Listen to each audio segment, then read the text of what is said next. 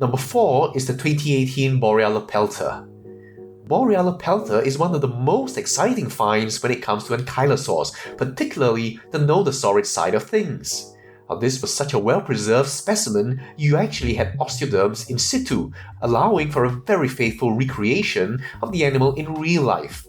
And here you see all the detail that reminds you of those haunting black and white images I'm sure everyone has seen by now.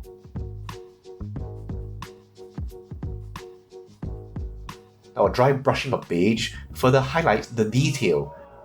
And even in the shoulder spikes and the flank scutes, there's a bit of blending of colors, so it's not flat.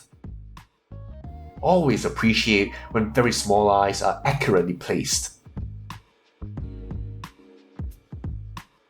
And just the skin colors here are very well done, highlighting yet more detail.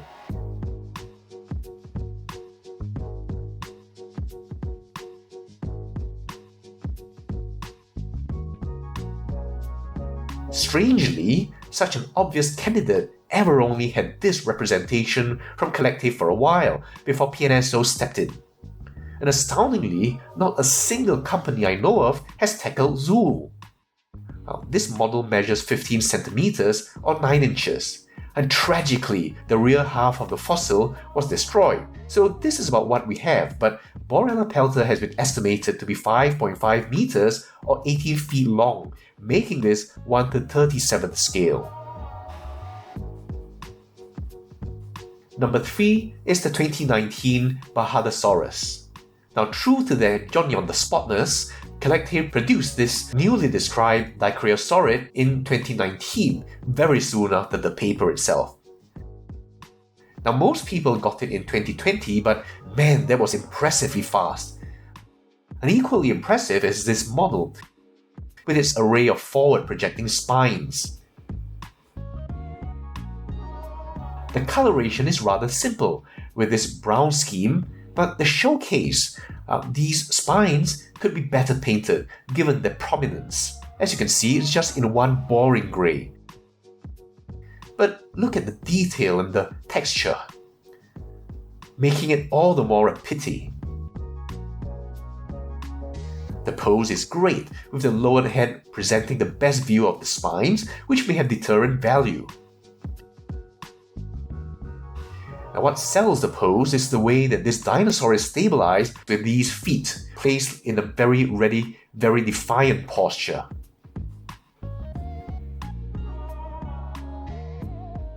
The eyes are very carefully painted, no cartoony look here. And a short dicrasaurid neck. And these hands with the typical thumb claw make for a very believable dinosaur, even though sadly we only have quite fragmentary remains. Nice detail is also seen throughout the body, very nice, with these scattered scutes.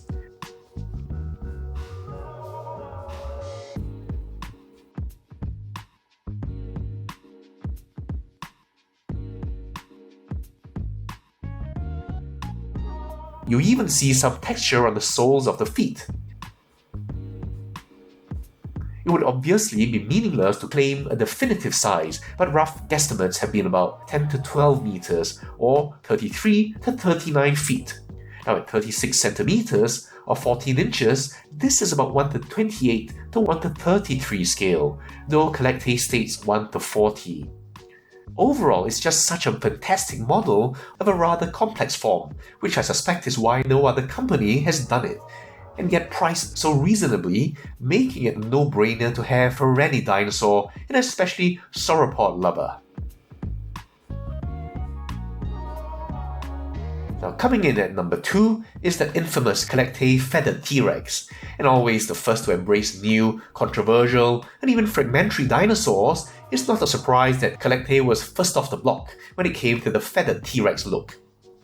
Now, I don't want to add another 4 minutes to this video by explaining why I believe a fully feathered T-Rex doesn't make sense, but when I saw the release images of this, I thought just on the artistry and audacity, it was worth a look, and in that sense, it did deliver. Now, first of all, this just calls out for attention. It was one of the first fully feathered renditions of T-Rex, In addition, while the clown colors are atrocious, they're in the vein of so atrocious it's good. And perhaps audacious is a better word. Now obviously, these feathers aren't for flight, but for warmth and for display, and it sure maximizes both these functions. The detail overall is, as you can see for yourself.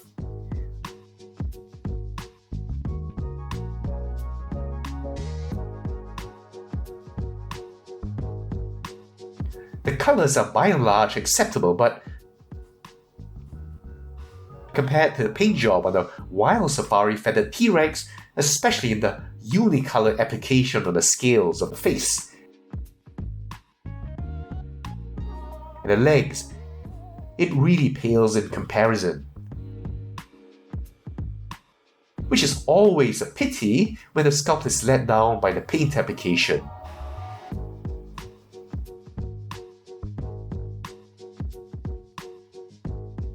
The jaw articulates, but again, the plainness, not to mention the inexplicable roundness of this gum, is really off-putting. And while generally nicely proportioned, especially liking this thick neck here, these clown feet, given the base, is also puzzling. Perhaps all habits die hard. Now this is a respectably sized model, accounting for the curve, which is perhaps a little too curvy. In this too long tail, this is 37 centimeters or 14.6 inches, and taking an estimate of 12.2 meters or 40 feet,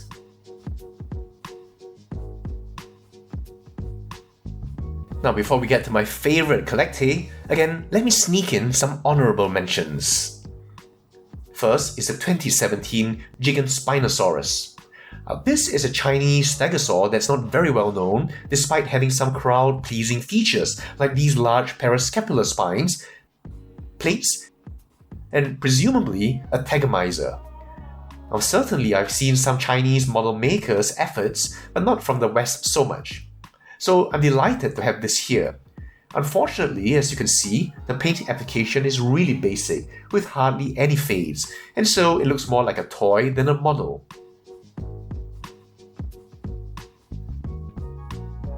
But I like it for being a very rare representation of this cool animal. Very rough estimates of 4.2 meters or 14 feet makes this 14 centimeter or 5.5 inch model 1/30th scale. Second is this quadrupedal swimming Spinosaurus that came out in 2015, right after Ibrahim's famous 2014 paper. CollectA was Johnny on the spot again, offering not just one, but two different poses. Now I can't find the walking one, it's somewhere around, but notably you can see here its contribution of a crocodilian appearance, which set the tone for many artists and sculptors after. CollectA did offer a deluxe 1/40th, which I didn't get, since it was essentially just an oversized version of the walking one, with no added detail and sculpt.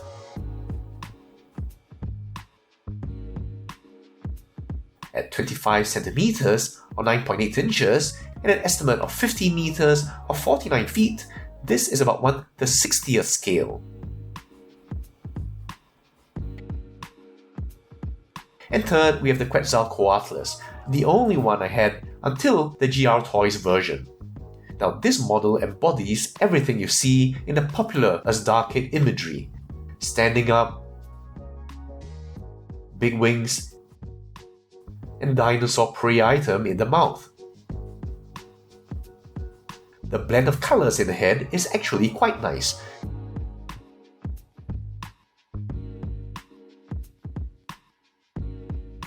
Which makes the contrast in the very lackadaisical handling of the body even more obvious.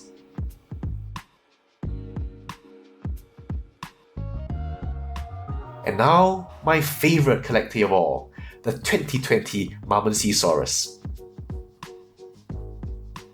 Now just look at the form of this. This addresses also the biggest problem I have with CollectA's excellent sauropods, the small size of them. If only their titanosaurs like Argentinosaurus or Dacia Titan were as large. If anyone is listening, please make sauropods big again.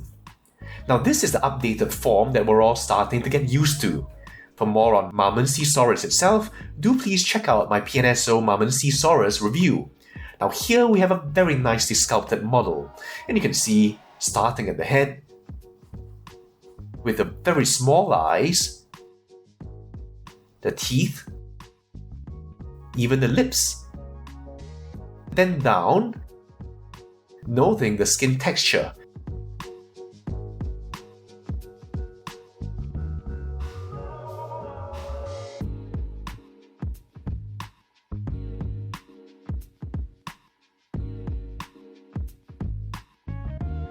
The sculpts in the body,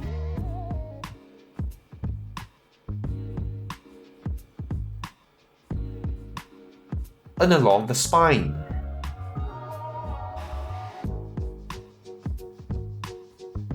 Look at just how detailed this is.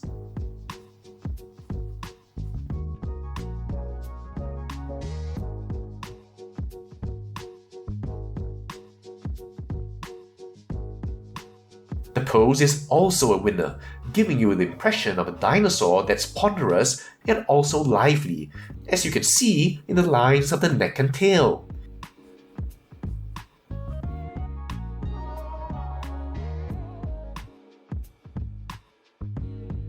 And also this slightly upraised hand, with of course the sauropod thumb claw.